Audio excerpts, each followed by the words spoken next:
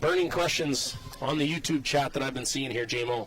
People want to know about the mixed doubles and everything going on with the cancellation of the trials. And I know that there was a few curlers throwing their opinions out last night with Colleen Jones and a few things. And obviously your name's in the mix a lot. What are your feelings and thoughts about that unfortunate cancellation of the events and what position it puts Curling Canada in right now? You know what? It's a really challenging position. I really feel, I feel for the players because we all wanted to be there to compete, and I know what all these teams have given up over the last 4 years, and some of them 8 years or even 12 years, and you take time off work, you give up time with the family to follow your dreams and do what you love to do, and when you put all that time and effort in, and at the end of the day you're not able to compete in the one event you're really trying to get into, it's heartbreaking, and there's no other way to look at it. And I really do feel for every team involved, and it's a real unfortunate situation, and I don't envy the position that Curling Canada is now in. It's a very tough position, and no matter what, there's going to be a lot of frustrated teams, and it's just it's too bad that I guess it had to come down to this. Yeah, no, the mushy stuff was nice, and I appreciate you doing that. But I know you're not allowed to talk about who you think can go, but I don't play mixed doubles, so I can say whatever I want. And I think that I've been seeing the names out there. Everyone was looking to go, and obviously with Brett and Jocelyn being a top team, I think they'd be great representatives. But one thing that people haven't talked about, with playing 2 Olympics.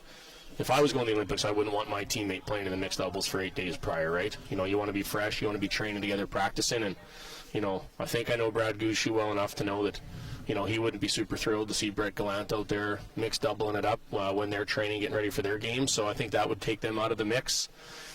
I know obviously Laura Walker out here, great mixed doubles player with Kirk Myers. They're in the hunt. I saw some people talk about Colton Lott. And is his fiance or Kadriana? Yeah, Kadriana. They're a great team. Yeah, they are. And then also Nancy Martin and Tyrell Griffith. So, and then obviously yourself and Rachel being the defending champ. But my personal thing is, I heard a lot of people talking about the points. The problem with the points is people aren't playing mixed doubles for the points.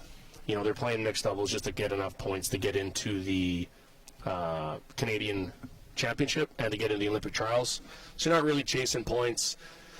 And for me, people think I'm biased because I curl with John. I could care less. I make fun of John more than I give him compliments, right? So I just think as the defending champ of the event, like the godfather of mixed doubles here in Canada, putting mixed doubles on the map.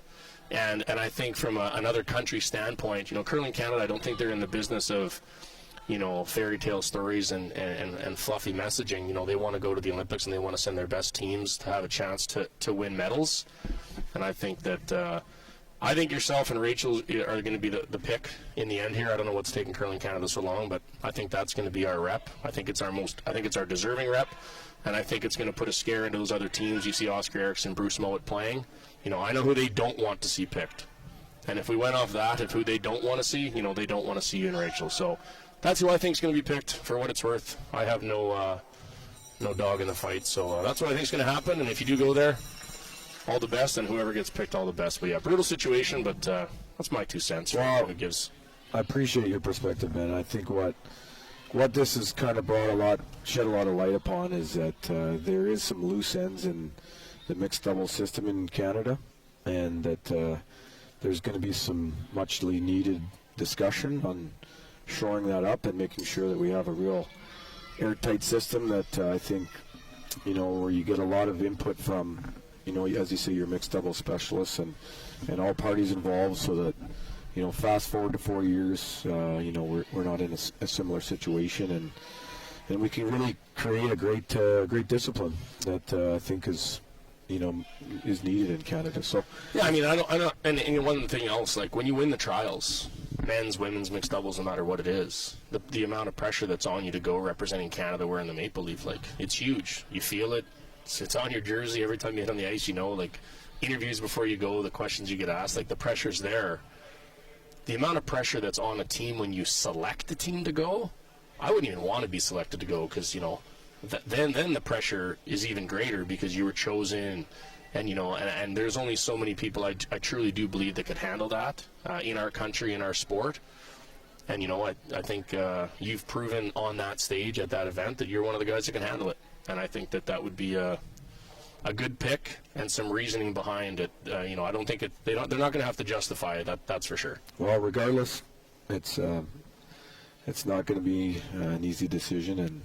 But they got to know soon. Yeah, I think it's going to be, I'm sure, coming pretty soon. None of us have really heard anything about from Curling Canada, so we're anxiously anticipating. And in the meantime, let's get back to this women's game here, Ben.